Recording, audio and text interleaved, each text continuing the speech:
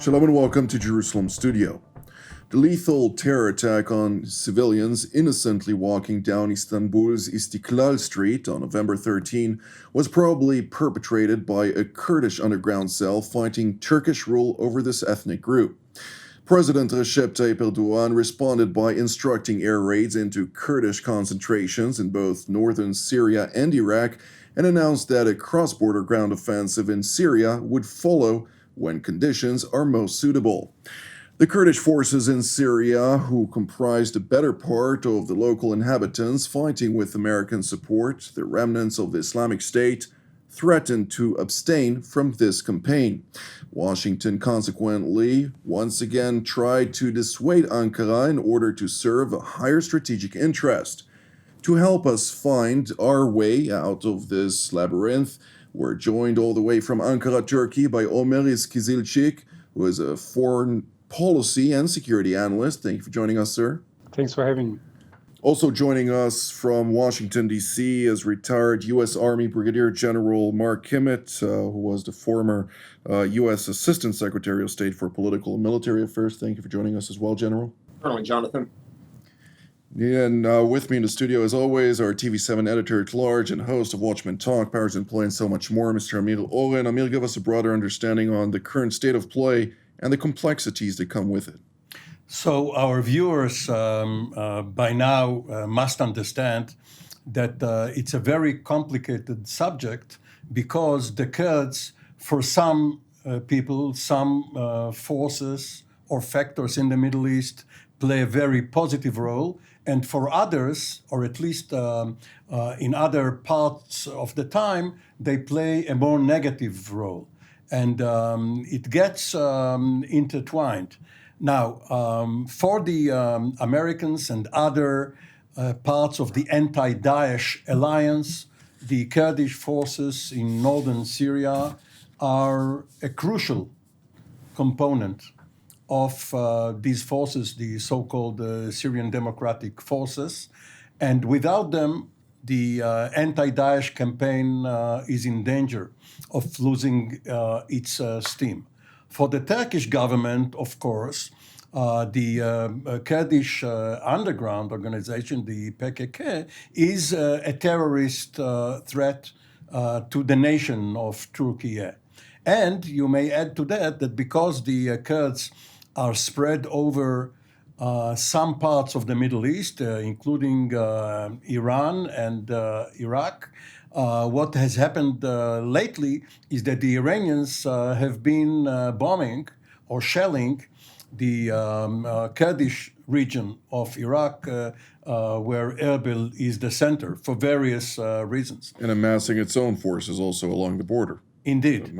So this is quite a dilemma for Washington and other capitals as they try to balance their policies vis-a-vis what is happening in this troubled area.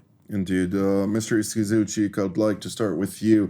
When we're talking about the abhorrent attack that occurred in Istanbul, obviously MIT, the Turkish intelligence agency, very rapidly succeeded in capturing the alleged perpetrator of this attack and ultimately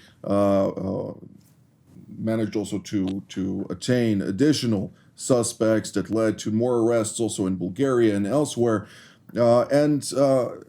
For a long time, Turkey has been highlighting that the PKK, which is a communist workers' party of Kurdish ethnicity, if you will, is one and the same with YPG, PYD, various militias operating in Syria, and also the greatest composition within the Syrian Democratic Forces, the SDF, which are trained and supported by the United States, which have also been very effective in combating the Islamic State. Where is the disconnect between what Turkey sees and what its allies see all over the world? So we have to say here that the main change happened in 2014 when Obama administration needed a local partner in Syria to fight ISIS. And at that time, we had the nuclear deal, and the Obama administration was keen on finding a local partner, and it had a clear demand. Anyone who will work with the Americans to fight against ISIS had to cut off the fighting against the Assad regime and Iranian-based Shia militias at that time. So the Syrian Arab components and the Free Syrian Army obviously rejected that, and Turkey at that time also rejected this approach. But there was the YPG, which was eager to accept this, as the YPG had always a tacit agreement with the Assad regime and a common understanding with Iran due to its links in Iraq. So since that time, the United States of America firstly supported the YPG, then after the name branding change of the YPG to the Syrian Democratic Force, which also included some non-YPG elements into it, but the decision-making apparatus is still briefly firmly in the hands of the YPG, continued. And here the Turkish approach was always the YPG and its political side, the PYD, was even listed by the US State Department as the Syrian branch of the PKK up until that time. After that, it was mysteriously eradicated from the list. And we know that the links between the PKK and the YPG in structural, in personnel, in ideology, in way of conduct is just immense. And the leader of the general commander of the Syrian Democratic Force, named Mazlum Abdi, he is actually a huge veteran, important figure in the PKK who orchestrated several terror attacks inside Turkey. So for Turkey, this was always a dilemma in which the Americans preferred to fight against ISIS with another terror group. So at that time, the Americans always said that this engagement is transactional, transitional, and tactical. But over the times, it remained. And up until now, the Americans still oppose any kind of Turkish military counter-terrorism operation in northern Syria, as they fear that the operations against ISIS will deteriorate from that. But we have to state here clearly that there's a distinction. The Turkish military operations are in the north of Syria. The counter-terrorism operations against ISIS, against the cells of ISIS, there is no territorial control of ISIS anymore in Syria, are in the south, where tribal Arabs are living. And I think the main mistake of the Americans is that they still continue to work with the YPG and do not work on exchanging the local partners to the tribal Arab Sunni people of Deir ez-Zor and Hasaka. And here also we have to underline that there's a discrepancy between the Turkish and the Iranian approach as well. So the Turkish approach is fighting against the PKK-affiliated Kurds. But the Iranian approach is fighting against the legitimate government of the Kurdistan region in northern Iraq, the Barzani-aligned and affiliated entities. And they do not bomb the PKK, but they bomb the KDP's Iranian branch. And this is a major difference we also need to underline here, because just like ISIS do not represent Sunni Muslims, the PKK and the YPG do not represent the Kurds per se. There's much difference there. And what Turkey is trying to do and achieve is to eradicate its terrorism from its border region.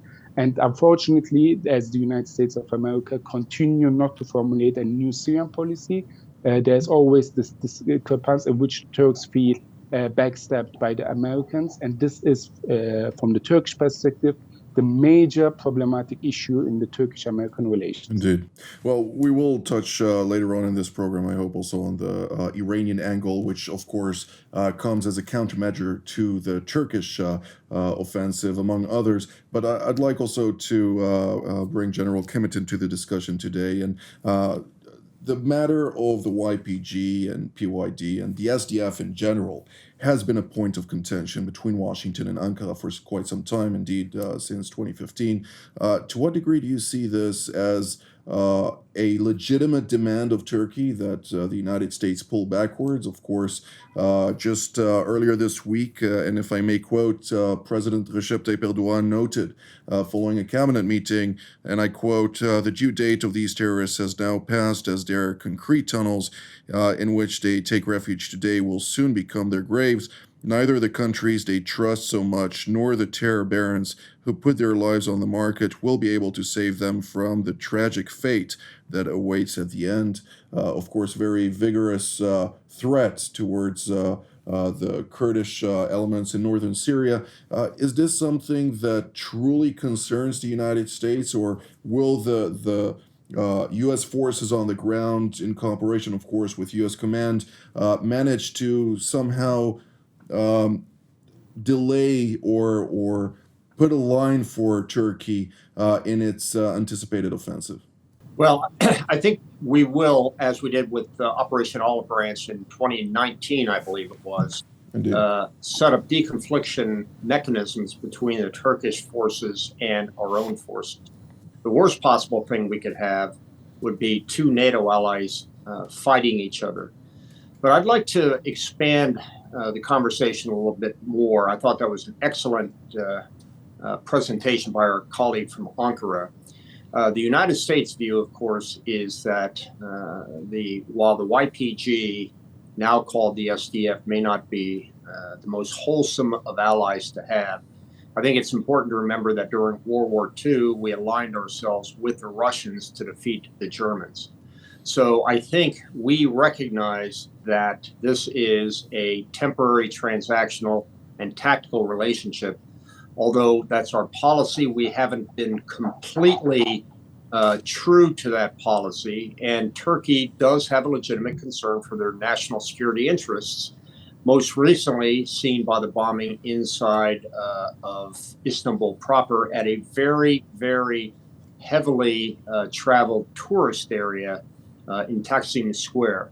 So this is one of those difficulties that I think is even more complicated by this unique relationship we have with our military command plans, our unified command plan. On one hand, the Syria operation and Syria proper and the counter-ISIS campaign is being run by Central Command. But Turkey is part of the European Command. So there is even disagreement between the European Command and our own Central Command on the best way to handle this problem. Clearly, Turkey is a NATO ally. It's been a long-standing ally. It's fought side by side with us as far back as the Korean War. It's been instrumental in its support for Ukraine, primarily with its Bayraktar drones that they have provided.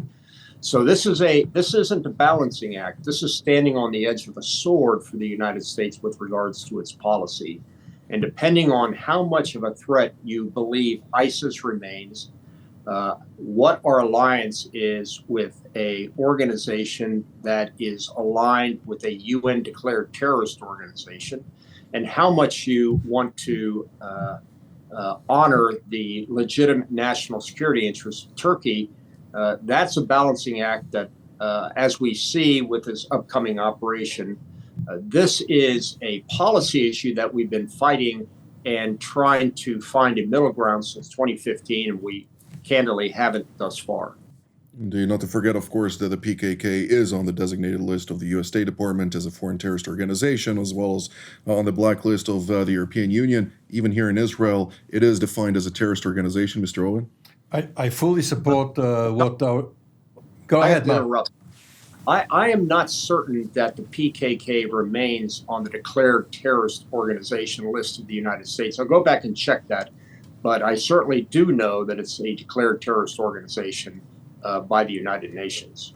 Well, you know, there are two lists, State Department and Treasury, right. And one should look whether there is a difference. But I fully support what Mark just said, and Omer too, because only a week before the bombing, I strolled down Istiklal and Taksim Square looking for Turkish Delight to bring the studio staff here, because otherwise you wouldn't have taken me back. Mm-hmm. And obviously there were many other travelers there. However, I am not sure one can find a direct connection between the terror squad, which, as you said, ties were found even in other countries in the Balkans, and northern Syria. And therefore, the question, I'm not stating it as a fact, but the question is whether the threatened operation was in context or as a pretext. And the question speaks to the elections in Turkey next spring, which obviously critics of the regime point to in order to say that President Erdogan, who right now may be trailing in the public opinion polls, wants to drum up the nationalistic or militaristic drums. Indeed. Well, not necessarily drum compared to the secondary contenders, but rather about a majority within the next government. But I'd like to ask Mr. Omer, obviously, Ozkizilcik, excuse me, what is your perspective on the context of the current operation? Because this has been going operation, after operation after operation after operation. Where does this end? And considering also the application of Sweden and Finland into NATO, where Turkey has demanded and has maintained leverage over this demand with regard to Sweden in particular, which supports the Kurdish militias in Syria. There has been some sort of an arrangement on this matter, but there are still challenges pertaining to this issue to date. So first of all, I need to speak about the issue of the elections in Turkey. There is actually a research in Turkey about the effect of cross-border military operations to the voting behavior of the Turkish electorate. And the effect lasts only 4 months. After 4 months, there is no real effect anymore left. So if there was the context of the elections to these military operations, it's quite too soon. It should be better for the government party to wait some more months. Secondly, if this is in any way related to the elections, then how do we explain that the Turkish armed force tried to launch a military operation 6-7 months ago and in 2021 as well, which were both prevented by the Russians? So I have to underline here, even though we have spoken so far about the American side, on the ground, the real ones who prevent the military operation are the Russians, because their military is present there and they are protecting the YPG in areas where Turkey wants to launch this military operation. The American side is more important in terms of possible American sanctions and possible diplomatic repercussions for Turkey. So that being said, in terms of elections, I do highly doubt that that's any way related to the elections or whatsoever.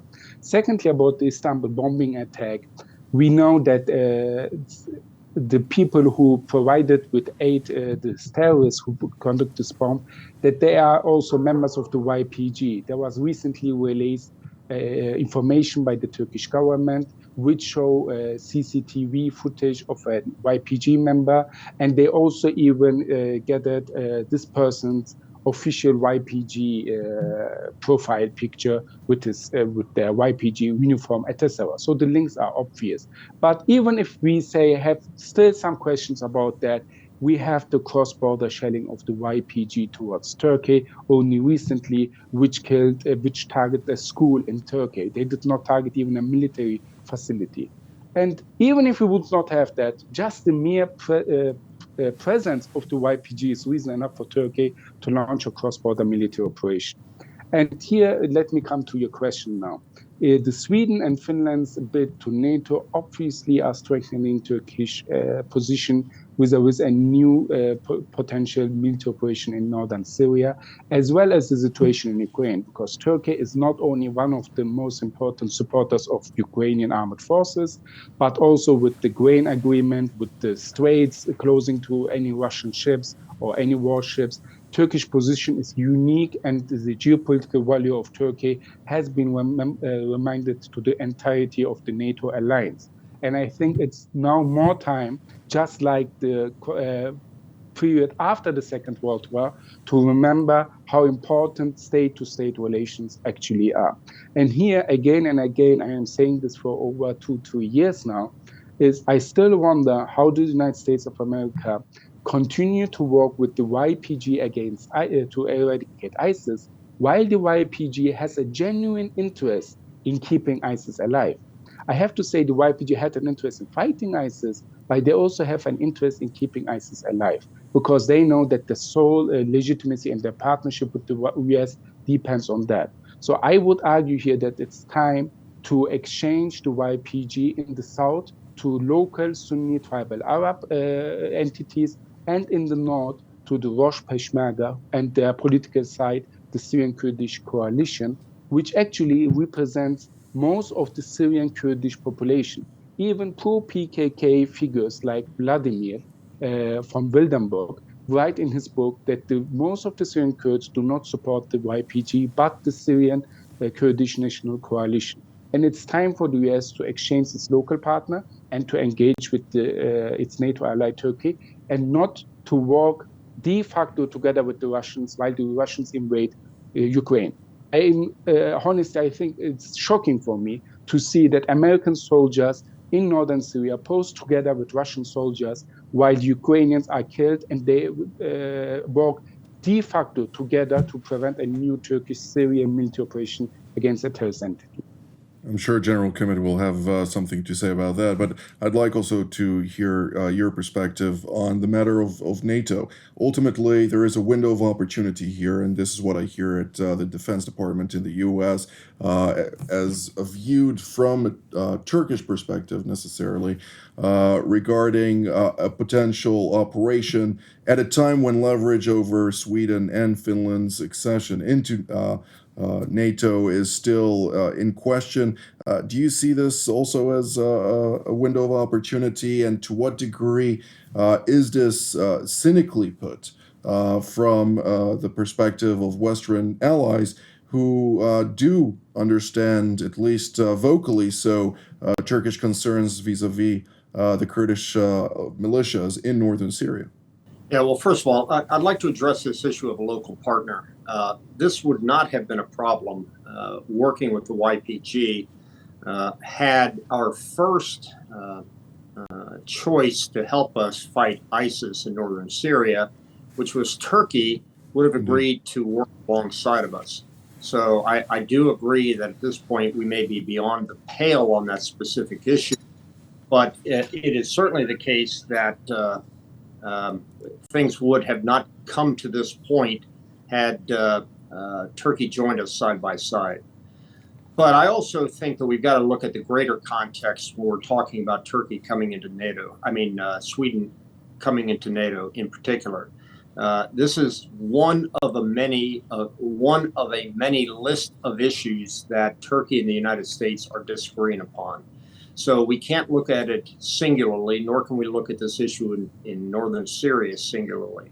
We still have the issues of the S-400 sale by Russia to the Turkish Ministry of Defense. We also have the issue about Gulen being not held, but in fact finding harbor and safe haven inside the United States.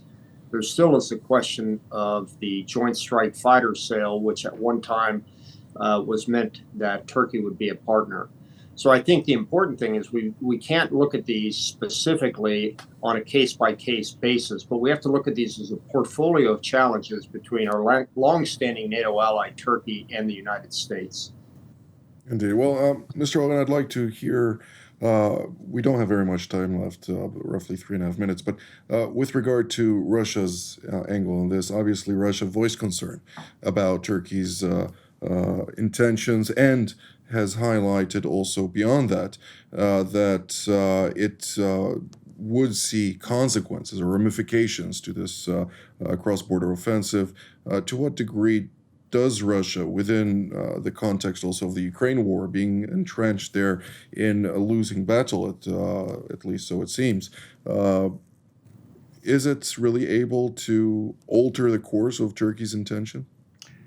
No, Russia, of course, has a lot of expertise in voicing threats, some of them veiled, phrased with question marks at the end. How would you have liked to have your cities bombed? Not a direct threat, but you have to infer yourself what they meant. And as you said, and as all of us know, Ukraine is not only the top item on the list, it's the only item right now. They don't know how they can extricate themselves as long as the Ukrainians are willing to engage or keep engaging in a war of attrition. And whatever happens in Syria has been relegated to a very, very secondary spot. They try to fill the vacuum with words. They have taken some of their systems, their commanders, some of their troops maybe